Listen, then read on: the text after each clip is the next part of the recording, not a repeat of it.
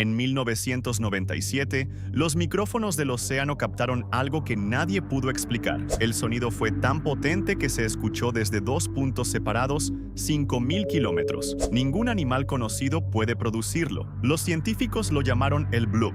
Durante años fue el misterio más famoso de los océanos. En 2012 dieron con la respuesta. Era el sonido del hielo rompiéndose en la Antártida. Enormes bloques quebrándose bajo el agua. ¿Cuántos misterios más tienen ya respuesta, pero nadie se ha molestado en buscarla?